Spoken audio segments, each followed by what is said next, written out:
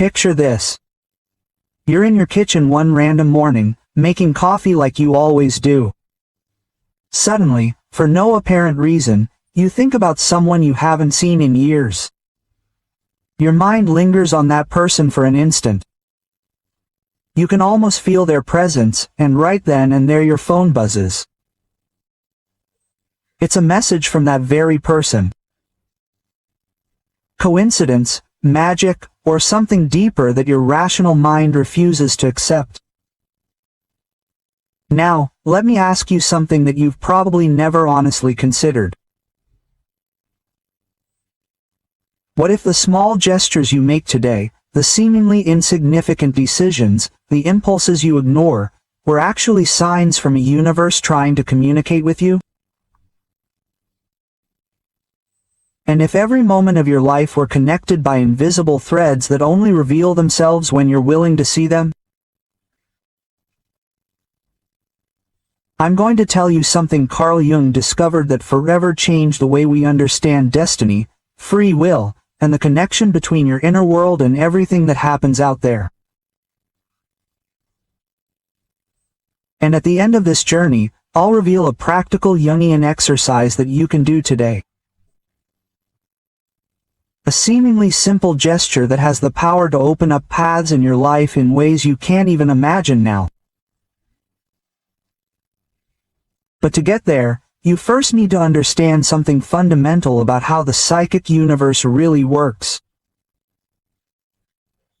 Carl Jung was 50 years old when something happened that left him completely perplexed. He was in his office in Zurich, sitting across from a patient who had been in analysis with him for months.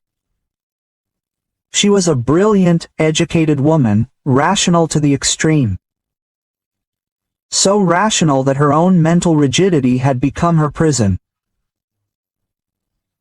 She couldn't feel, she couldn't flow, she couldn't connect with anything beyond her intellect. Jung knew she needed a break, something to shatter that shell of control. That afternoon the woman told him about a dream she had had the night before. In the dream, someone gave her a golden scarab, a precious jewel that shone with its own light. Jung listened attentively when suddenly he heard a soft tap on the window behind him. Tap, tap, tap. He turned, walked over to the window, and opened it.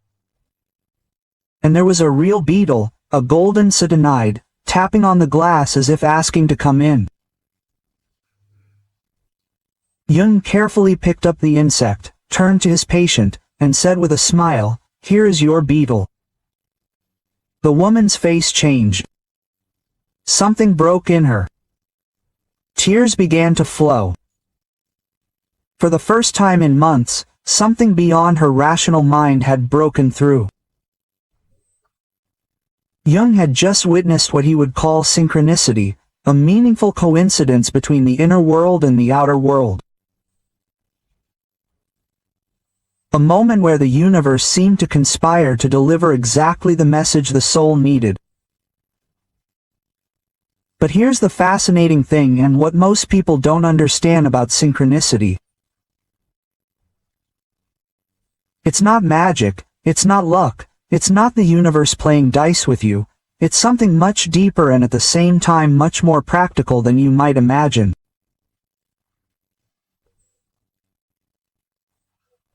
Jung discovered that synchronicity occurs when your inner world is in a particular state of receptivity, when you stop forcing, when you let go of obsessive control and allow something bigger than your conscious ego to take the helm for a moment. Think about it. How many times have you desperately searched for an answer, forcing a solution, trying to control every variable in your life, only to find that the answer never comes? And then, the moment you surrender, the moment you finally exhale and allow yourself to not know, the answer appears, sometimes through a casual conversation, sometimes in a book that falls off a shelf, sometimes in a chance encounter on the street. Synchronicity is not passive. It's not sitting around waiting for the universe to send you signals while you eat popcorn on your couch. It's active, requiring you to do something crucial, to move, to make that gesture, to make that small decision that your intuition is whispering to you but that your rational mind is blocking because it seems illogical, inefficient, or seemingly pointless. And here's the part one promised to explore later. That gesture can be as simple as sending a text, making a phone call, taking a different route home, accepting an invitation that you would normally decline, or even saying no to something that you've always said yes to out of inertia. Jung understood that these small acts of psychic courage are the cracks through which synchronicity enters your life. Let me tell you another story. A man comes to Jung's office completely devastated. He has lost his job. His marriage is on the brink of collapse. He feels lost, aimless, as if his entire life has been a lie. For months, Jung works with him, exploring his dreams, his symbols, the archetypes that are emerging from his unconscious. One day the man has a particularly powerful dream. He is in a dark forest, lost, when suddenly he sees a light in the distance. He walks toward it and discovers that the light is coming from a cabin. He goes inside, and inside is a wise old man who hands him a map. When the man awakens, he feels a strange urgency.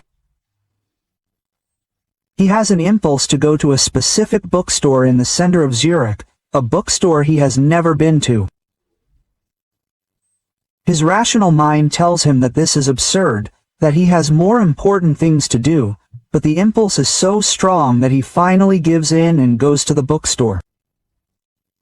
As he walks through the shelves, not looking for anything in particular, a book literally falls to the floor in front of him, and he picks it up.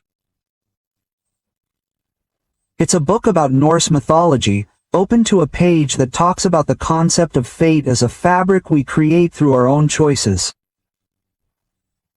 The man buys the book almost in a trance. That night he reads it from cover to cover, and within those pages he finds not only answers, but a new way of looking at his own life. Weeks later, through a series of connections that emerge from that book, he meets someone who offers him a job in a completely different field, a job he would never have considered before, but which turns out to be exactly what his soul needed. Do you see the pattern? The man didn't just sit around waiting for the universe to sort out his life for him. He made the gesture, he followed the impulse, he moved into the unknown, and synchronicity responded. Jung said it beautifully. The meeting of two personalities is like the coming together of two chemicals. If there is any reaction, both are transformed. But this doesn't just apply to people, it applies to you and the universe. When you move with conscious intention, the universe moves with you. Now I know what you're thinking. It sounds mystical. It sounds unscientific. And Jung was well aware of this criticism. In fact, he spent years trying to find a way to explain synchronicity that made sense within a scientific framework, and what he discovered was revolutionary.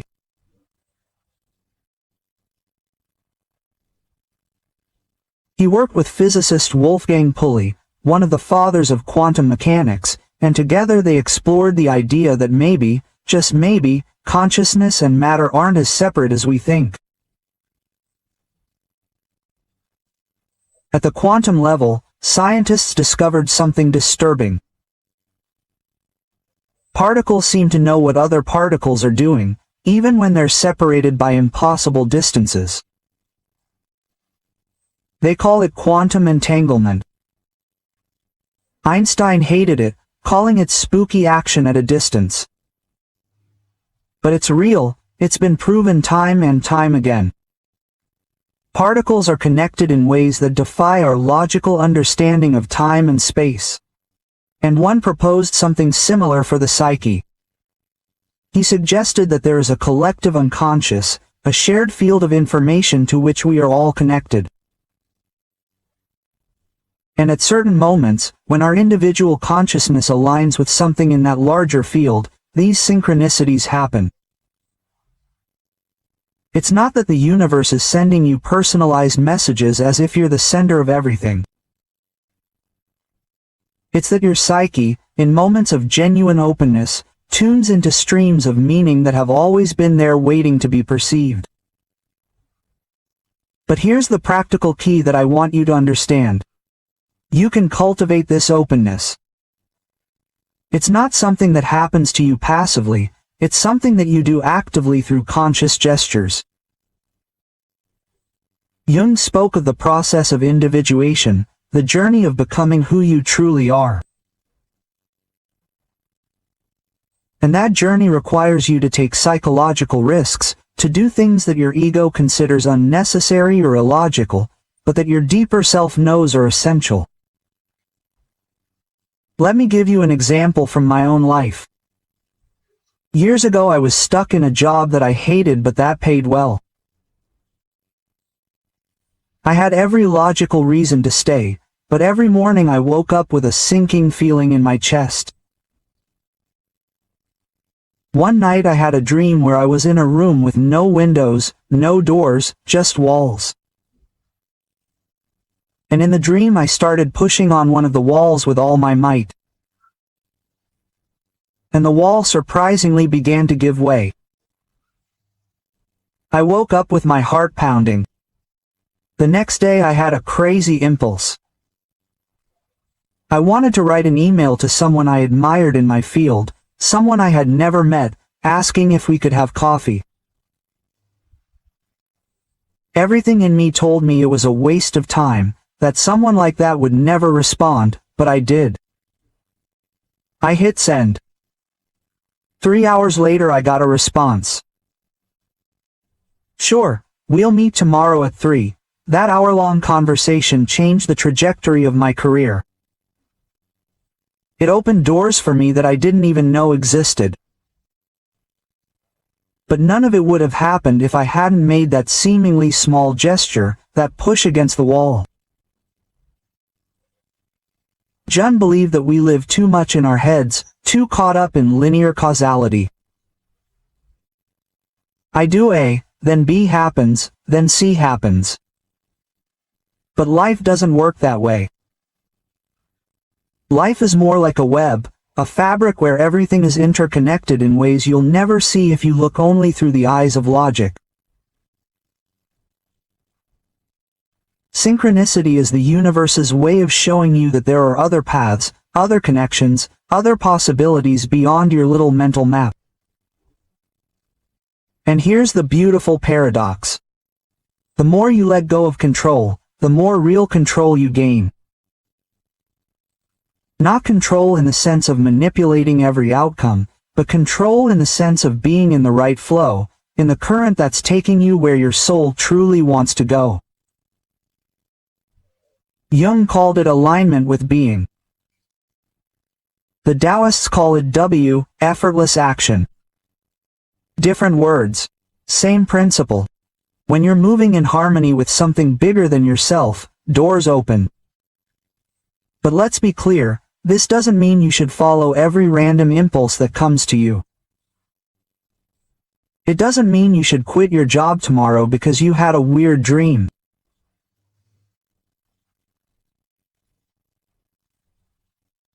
Synchronicity requires discernment. It requires you to learn to distinguish between the impulses that come from your scared ego, from your unresolved trauma, from your desire to escape, and those deeper impulses that come from a place of inner knowing, from your authentic self.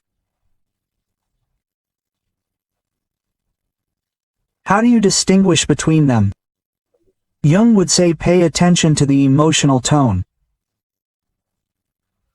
Ego impulses often come with anxiety, with desperate urgency, with the feeling that if you don't act right now, everything will fall apart. Self-impulses come with an eerie calm, with a quiet certainty, with a sense that this is right, even if you can't explain why. Sometimes it comes with fear, yes, but it's a different kind of fear. The fear of growing, not the fear of running away.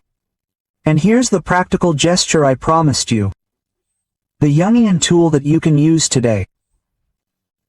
It's something Jung practiced and recommended to his patients. He called it active imagination. But I'm going to give you a simplified and straightforward version. Tonight, before you go to sleep, grab a piece of paper and a pen. Write this question at the top. What gesture do I need to make tomorrow to open a path? Don't overthink it. Don't plan the answer. Just write the question down and leave it there. Then go to sleep. Your unconscious will work on that question throughout the night. When you wake up tomorrow, before you check your phone, before you fall into your automatic routine, take that piece of paper again and write down the first response that comes to mind. Don't judge it, don't analyze it, just write it down.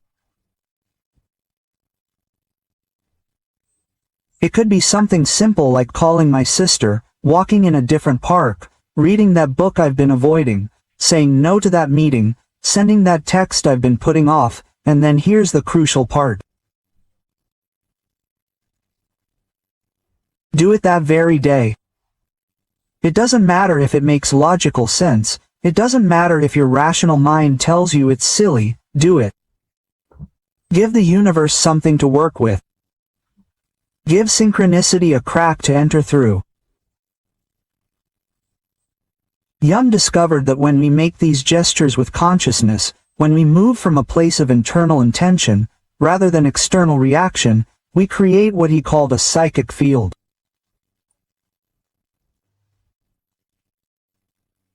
And that field attracts experiences, people, information that resonate with the frequency of what we're looking for, even if we don't consciously know what we're looking for. I've seen this work in amazing ways in my own life and in the lives of people close to me. A friend who wrote to contact that person from the festival 5 years ago as her gesture, did so. It turned out that person had just opened an organization that did exactly the kind of work my friend had dreamed of doing. She now works there. Coincidence, perhaps, but a coincidence that would never have happened without the gesture. Another friend wrote, I went to that coffee shop I always pass but never go into. It was at that coffee shop that she met someone who became her business partner.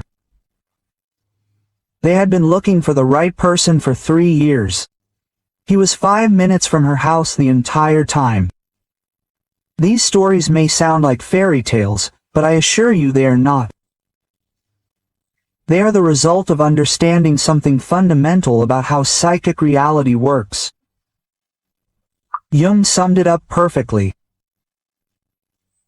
Until you make the unconscious conscious, it will run your life and you will call it destiny.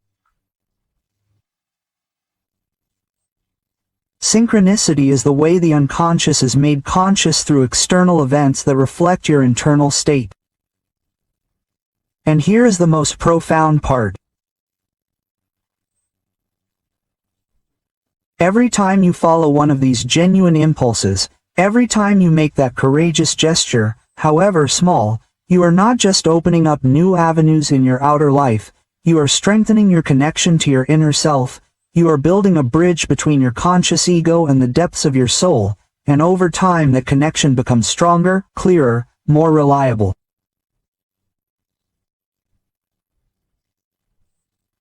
Jung spent the